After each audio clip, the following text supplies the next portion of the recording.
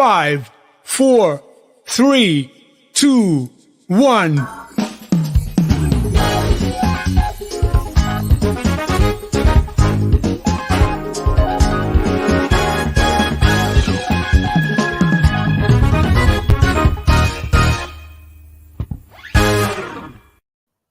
Hello, everyone. Welcome to the Gringo Show. Glad to be with you all tonight. We have a great show for you as always. Well, not always. Some shows aren't great. Sometimes I'm just not in the mood.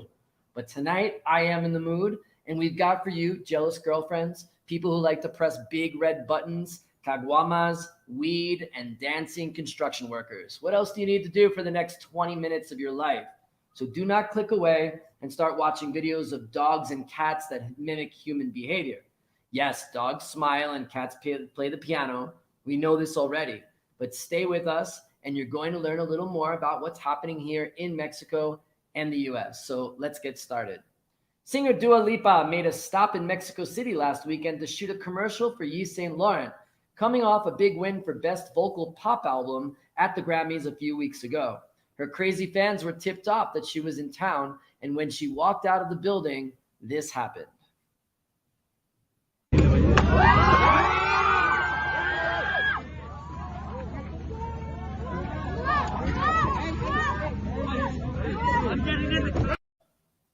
No one officially knows why the girl pushed her, but let me see if I can guess. Jealous that her boyfriend likes Dua Lipa more than her? He accidentally called her Dua Lipa instead of her name. It's like, Dua Lipa. I mean, Marifer, te amo. Or, Dua Lipa wouldn't tell me to get a job and clean the kitchen. I'm just really trying to understand why she went out and just pushed her. I mean, isn't she a big fan? Mexico City was shaken up this past weekend as a small 5.9 earthquake shook the region on Friday night, prompting evacuations and questions whether the alarm should have been activated in the first place. Then at 8 a.m. on Saturday morning, the alarm was activating again, but it was a false alarm. There was no earthquake. Head of Mexico City government, Claudia Sheinbaum, immediately issued an apology and fired 2 people in charge of the department. But I have incredible news for you. We actually have on the show right now the guy who actually pushed the button to activate the alarm. Julio Sanchez, thanks so much for joining us on the show. Julio, why did you push the button?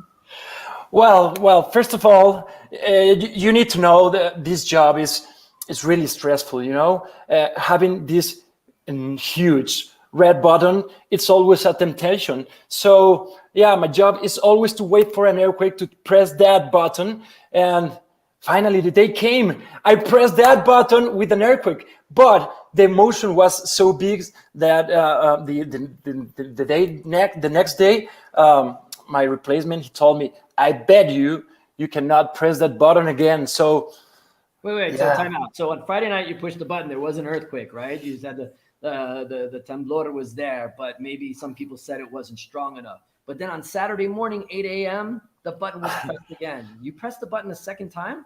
Yes, it was because I was really hungry. When I get stressed, I get really hungry, so I needed some money to eat something. And well, my friend told me, I bet you 50 pesos, and I took it. That big red button was calling for my name. He wanted me to press it, so I did it again. Yes. I'm sorry, guys. This is a very, very bad thing. People were evacuated. And of course, this is only 3 years after the 19 de septiembre 2017. So people are really scarred and people are feeling pressure. Julio, why did you do this? I'm sorry, guys. I was hungry. I was excited. I needed to press it.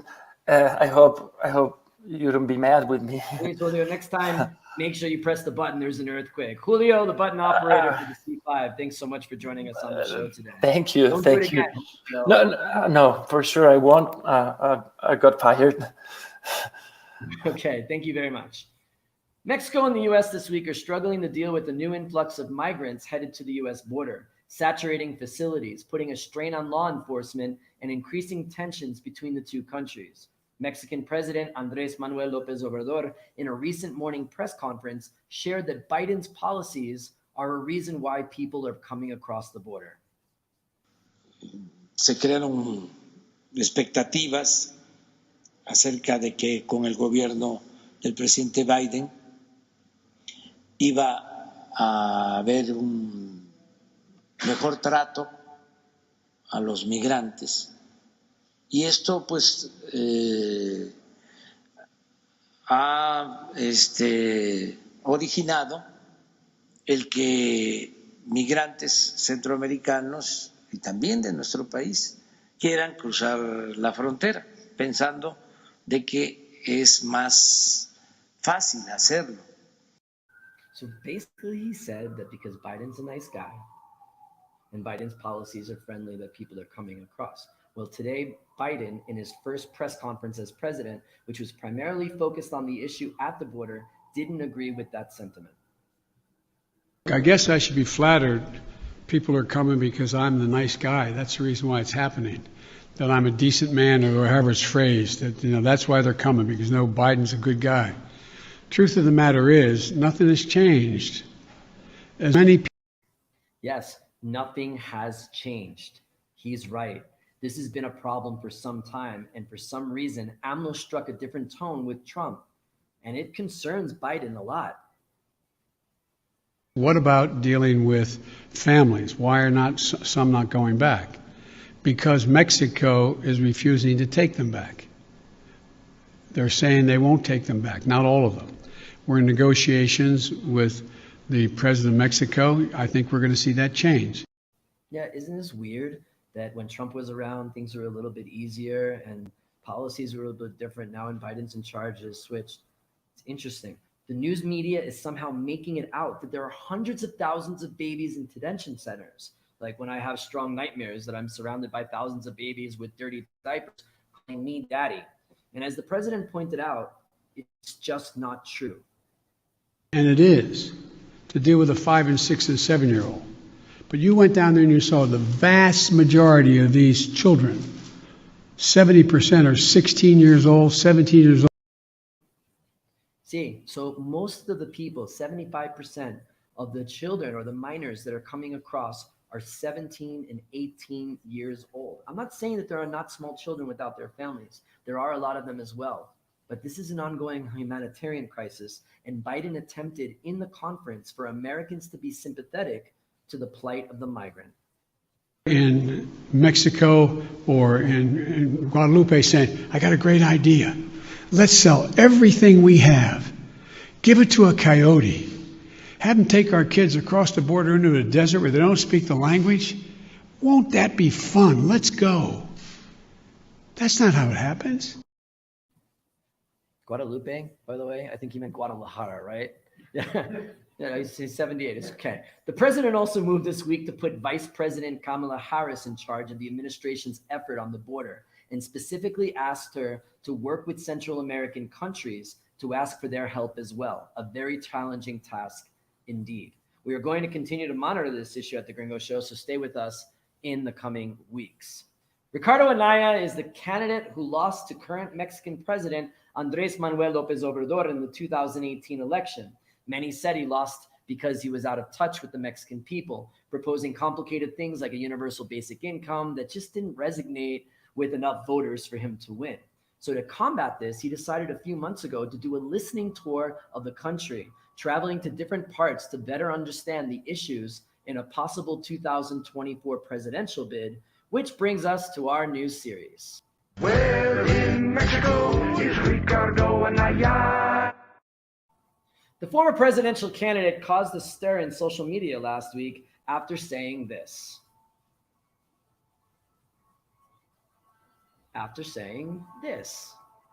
Do we not have the clip? Did we not get the clip, Hector? All right. Well, basically what he said is that people are buying things like medicines, and instead of buying medicines and food and other things, he was buying caguamas. Now, if you don't know what a caguama is, it's the Mexican equivalent of a 40. The terrible and cheap malt liquor beer that you usually drink outside of a gas station in a paper bag. Now, to be fair to Anaya, he was using it as an analogy to describe how the current president is spending on projects like oil and the airport instead of the people. Understandable. But of course, social media always takes it out of context.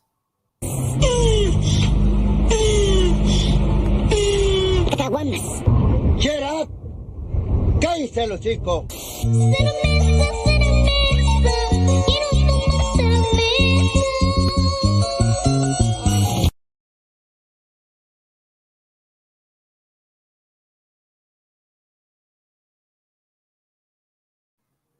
Thank you to our friends at Millennium for that one. But look, Ricky, first, 2,000 pesos for caguamas every week.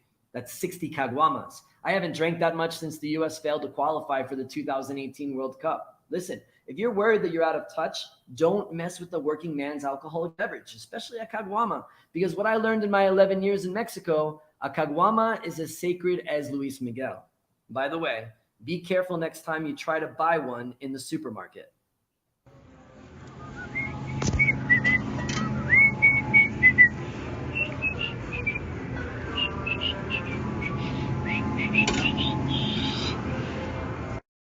It keeps getting better and better. I'm sure there's going to be a lot of memes in the future. Maybe a good strategy to keep him in the news. I don't know. But in other news, in Mexico City, the scaffolding of the Ángel de Independencia finally came down this week after a year and a half of covering, which is one of the most important monuments in the most important traffic circles in Latin America. It's really great news for the monument, which also serves as a mausoleum for a number of leaders of Mexico's War of Independence. The only shocking thing here is that you may know that we shoot this program only a block and a half from the Ángel. And in a year and a half, I never saw anyone actually on the scaffolding. But I saw the Secretary of Construction of Mexico City put out this video showing a lot of the construction and the damages that were done by the 2017 earthquake. And I guess also they're having a good time and doing a lot of dance moves on there. And well, I don't know what's happening in this construction. I don't know what's happening either. A lot of dancing, because I guess when you get access to the Ángel, anything can happen. Just happy we can see her in her full glory again. The big news everyone has been smoking about is that the Mexican lower house voted to approve the legalization of cannabis, a victory for weed activists who have been advocating that approving the drug will reduce crime and help the government in fighting the drug war. The legislation is highly unpopular, with more than 2/3 of Mexicans opposed to the legalization. And opponents argue that it will do nothing to stop the cartels because the market is in the United States. The bill, however, is expected to pass the Senate and be signed by President Andrés Manuel López Obrador. It will become the third country in the world to legalize, behind Uruguay and Canada, with 15 U.S. states having approved recreational marijuana already. And just this morning, New York announced it will legalize, while Democrats in the Senate want to legalize it nationally. There is a possibility the entire continent could be a marijuana heaven very soon. And I'm happy. More weed, more munchies, more brisket sales, right? There's a direct correlation. For the past 4 years, activists have been protesting, smoking, and as a result, eating a lot of chips outside of the Mexican Senate building on Paseo de la Reforma here in Mexico City. We sent Gringo Show correspondent Julian Valwa there to investigate. Hey everyone, what's up? Julian Valwa reporting from in front of the Mexican Federal Senate, where momentum has been building to legalize marijuana over recent weeks. So instead of talking to senators today, we figured, why don't we check out Planton 420 in front of the Senate instead? Planton 420 is a small park on Reforma Avenue where marijuana activists and enthusiasts have been gathering to call for legalization. And that's right, what you're seeing here is marijuana being grown openly within steps of the Senate building. After conducting a rigid and careful analysis, I concluded that I needed to meet with Planton 420 organizer Miguel to learn more. I am a grower here at Planton 420, and I've been here since we started the project. Cool, so you can actually grow here. You can grow your own stuff? Exactly, yeah, we do grow our own stuff. We have over 1,000 marijuana plants. Wow, okay. And how did this all get started? This is an important park because there's been tolerance here for about the past 3-4 years. There started being marijuana events where people would just come, do workshops, smoke, talk about cannabis. And here in Planton 420, since we started, we have 4 fundamental demands. Freedom of cultivation, being able to grow as much as you want without market, without trying to sell it. Second demand is possession, non-profit possession, without any limit. The third demand is shared spaces for consumers in equality with tobacco consumers, which happens here, as you can see. Right. And our fourth demand is dignified treatment from the state based on scientific evidence instead of prejudice. this is also a space for free possession because police don't check here or outside how much you have. That's what I was going to ask you too. If there's a concern for getting extorted from the police, and I know that not every street corner in Mexico City looks like this. How were you guys able to shield away from the police when you guys were getting started? Well, since the beginning, we've fought this through civil disobedience, guiding us through the law. So it's kind of ironic that we're winning the judicial battles in the Supreme Court when the judicial system is the one that has been failing us for 100 years. We've had to negotiate with the local government, with the mayorship. We had to negotiate with the local police and ask them not to bother consumers. And in some sense, they've been respectful, but at the same time, they ignore anything that happens. So if you see this area around here, right now it's safe, but when we're just a few of us just guarding the space inside, and it's 2, 3 o'clock in the morning, there's things that happen outside, violent things, or there might be some type of harassment, and police don't stop, they don't come here. It's like it doesn't exist. Right. So that allows people that are not protesting, that are not fighting for their rights, that are trying to have an antisocial behavior, free space to do it, because you're not going to get arrested. So I definitely learned a lot here today at Planton 420 or Planton 420.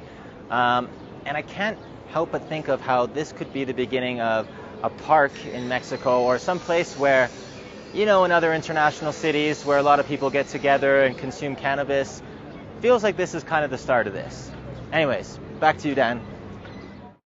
All right. Thanks, Julian. Joining us now is a member of Planton 420, Pepe Rivera, who has been involved in the legislation which was just passed. Thanks so much for joining us, Pepe. Pepe, now the legislation would allow adults to use cannabis nationwide. It would grant licenses for producers to cultivate and sell it, and also prioritizes indigenous groups to get the permits first. Did I miss anything here in this legislation? Well, one of the things that they've been talking about the most is 28 grams an ounce that you can carry. But that, as we've been saying, is something that doesn't apply for us, for our demands. Because what they're doing is they're actually talking about good cannabis and bad cannabis. And they're saying that whatever you grow in your house, you won't be able to take out and basically carry with you. So possession went from 5, which is what you have here in Mexico, to actually 0 grams instead of 28. They're talking about clubs. The idea is the only place you're going to be allowed to smoke outside of your house is basically a cannabis club. So you need to have money to be able to do that. There's going to be a limitation as to how many people can actually become a member of the club. It's only 20 people, which violates your right to freely associate for something that's legal. They're basically saying you can only be a member of one club. So that's kind of like saying you can only go to one church, for example, Right. or be a member of one cannabis club. So, I mean, but as someone who's been working on this for such a long time, it seems like this is a step forward. Do you feel like it is a step forward, or would you rather not have this legislation at all? Not really, because what we're saying is basically that because of the fines that they're establishing, they're actually higher than what used to be before. No? And so basically, what we're saying, what they're doing right now is they're going to give you a market, but you're still going to be discriminated. So that's the big question: do you want to have a market, or do you want to have your human rights being protected? No, because right now what they're saying is yes, you're going to be able to buy in the store, but they're still going to stop you in the street. No, they're going to use the attack dogs to like search you, stop, frisk. They're going to basically they can still like fire you from your job because you're smoking cannabis. You can't grow without limitations. Why are you going to have limitations in the amount of plants that you can have? But there's no limit as to how much you can buy in the market. So why are they doing that? It's not a question of when we went to the Chamber of the Deputies, we gave him plants, and we basically told him we're not here because of plants, we're not here because of grams, we're here because of human rights, right? And then what we're talking about is limitations. They're unjustified limitations to what you can do with the plant, your own personal relationship with the plant. And what's different between Mexico and the U.S., for example, and other places, is that the regulation in Mexico is court ordered. And what the Supreme Court is asking Congress to do is basically change 5 articles of the General Health Law, which go against the Constitution. And basically they're asking the Senate to fix the problem that's unconstitutional, and they're asking you to guarantee a human right. And this human right, as Miguel stated in the video, is basically the right to freely develop your personality. So the idea is this: if cultivation, if possession, and consumption aren't free, then how is the right to freely develop your personality actually free? Right, and so there's unjustified limitations. There are limitations that make home grow and clubs. They won't work. They're forcing you to go to the market to actually buy cannabis. And the idea of the court is basically for you to be independent. Right, and this is really interesting to me because, as you're saying, that it's discriminatory, but it seems like that AMLO's constituency would be not be beneficial to this. So this is really surprising. Yeah, I mean, we're actually thinking that even though this is something that it's been tasked, Congress has been tasked with this, but we don't think that the president is actually going to approve this, even if it passes through Congress, because what we saw is the medicinal secondary laws, no, el reglamento. Basically, they had 3 years, and they never published it. The patient had to sue the government, the Secretary of Health, for them to actually be able to receive medicines. So that's what they're doing. Amparo, right? Exactly. If that's what they're doing with patients, what are they going to do with us? They're going to say, "Oh, we don't have enough resources," and they're doing some really strange stuff. I mean, it's been a whole year of this process, and the bill actually went to the lower chamber, and it came back. It came back worse than when it left the Senate. One of the things they're doing, for example, is there's double discrimination, because they're saying basically they're only regulating recreational, right? And when the court ordered for the personal use, so it includes spiritual use, medicinal use, anything you can think of to freely develop your personality. They're only doing medicinal. But then they also ask, instead of having a Mexican Cannabis Institute to regulate the market, they're asking the CONADIC, the National Addiction Center, agency, right? Like NIDA. And so why are they regulating the market? Yeah, it's something really interesting that a lot of critics are saying that, or actually proponents of the bill are saying that it'll stop the drug cartels. Critics are saying it's not because the market's in the U.S., but you have a different take on this. You're talking less about that and more as a human rights issue. Can you talk more about that? Yeah, I mean, first of all, I mean, it's the same thing. They're not really, because there's will. And so basically the idea is they're not asking you to create a market. What they're asking you is to guarantee your relationship with the plants. And that can be done 3 ways: through the market, through home cultivation, and through associations. But nobody's talking. The court never talked about the market. They never talked. They never mentioned it. And so what you're trying to do is basically make sure that people are treated as adults, that the law is proportional, that there's basically the fines or the time that they give you in jail. There shouldn't be any time in jail, but the prohibitions that they're establishing, they're too high. They're not human. Let's put it that way. And so the idea is basically, in order for you to guarantee your relationship with the plants, you can do it through the 4 demands that Miguel was talking about. No, it's just home cultivation, possession, spaces to smoke, medicate, and dignified treatment. That means a law that doesn't discriminate, particularly from something that's very important, and that's what relates, for example, for the U.S. or any other country, is that human rights are universal, right? And basically, the court ordered 245, the article, as unconstitutional. That's as every country has a 245. In the states, it would be the Controlled Substance Act. And what this does, it tells you whether the plant or the substance it has medicinal value and whether it's dangerous, right? They're not changing that. They have to change it, because otherwise, then you're not being ethical, because the court already said that cannabis is in danger for public health, individual health, or public order. So that's the idea. We want to be ethical. This is really interesting, because I feel like that a lot of people are celebrating this. We don't have too much time. This is my last question for you, because what's interesting is that it's an election year. 2/3 of the Mexican population are against cannabis legislation. It seems weird why they're pushing this through when it doesn't have so much support. Of course, in the U.S., the issues that are involved are less about what you're talking about as a social aspect, but more for tax revenue, for schools, and for infrastructure and other things. And also that the business lobby is pushing because they're opening up a new market here. Doesn't seem like that is being talked about. And what is your thoughts about that? And what is your thoughts about this not getting through the Senate, going back and being revised and not becoming law? And so again, we've heard how many years that weed is legal in Mexico, and then every year it seems like they have another announcement, and cannabis still is not legal.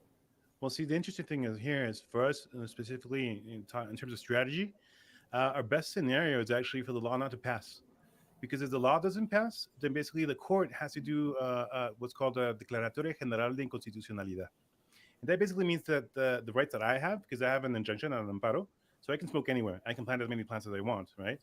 That is because the 5 articles that we're declaring unconstitutional. I'm detached from the law. And so if the Congress doesn't pass this law, then the Supreme Court is basically going to grab the law and it's going to like black out those 5 articles. And the rights that I have, they're going to give to everybody democratically. So everybody can plant as much as they want. They can do anything they want with it, except for commerce, right? And so we're saying what's important is that it's not that you can buy or make money with this. It's not that it's going to affect like cartels. We never say, at least in the movement or in the Planton, we never say that this is something you have to do because it's going to reduce violence, especially because it's going to reduce the amount of money that cartels have. It's going to reduce violence because it's going to let police like concentrate on their job to concentrate on crimes that are actually violent, not because of possession and stuff like that. So what we're actually expecting is basically what the best scenario for Senate is basically it's a hot potato. They don't want to have it because they've actually asked for so many extensions that if they ask for another one, they're going to be at fault, and basically they're going to be you can sue them, right? And so basically right now they want to pass it without any type of modifications. They want to give it to the president so they can become law. If they change anything, it has to go back to the Chamber of Deputies, and then if they change it, then they freeze it for a year, and then basically the court would automatically do the Declaratoria General de Inconstitucionalidad. Everybody gets the rights. Everybody. Right. Well, let's hope the best thing happens. It's really interesting. I have 2 quick questions for you. Do you feel like there's senators that pass every day and are like pretty interested in what you guys are doing? And if I open up a Pinche Gringo there, do you think I'll sell a lot of brisket? I mean, everybody must have the munchies out there, right? Second part for sure. Yes. Great. All right. Pepe Rivera, member of Planton 420. Thank you so much for joining us today on the show. Thank you for having me. Thank you. All right, that does it for this edition of the Gringo Show. As always, please support our sponsor, Pinche Gringo Barbecue, by ordering some delicious ribs. And for only 1 more week, order the corned beef. And if you haven't tried it, the Reuben sandwich, it's freaking amazing. It's the special this month. You can visit one of our 6 locations in Mexico City or ordering online at PGBBQ. At pgbbq.mx. Do not miss out. We will be taking a break next week due to the week of the Saints, or what I like to tell children, Semana Santa Claus, so they can have hopes to have him twice a year instead of once. And then when he shows up, I question them why religious holidays have to be materialistic and they need presents all the time. Then I make them cry, and then I feel like I'm making them stronger because they're crying now so they can understand it later. So we'll be back on April 8th with a brand new show. Until then, thanks for tuning in. Make sure you tune us in on YouTube and Facebook Live. And until then, have a great week.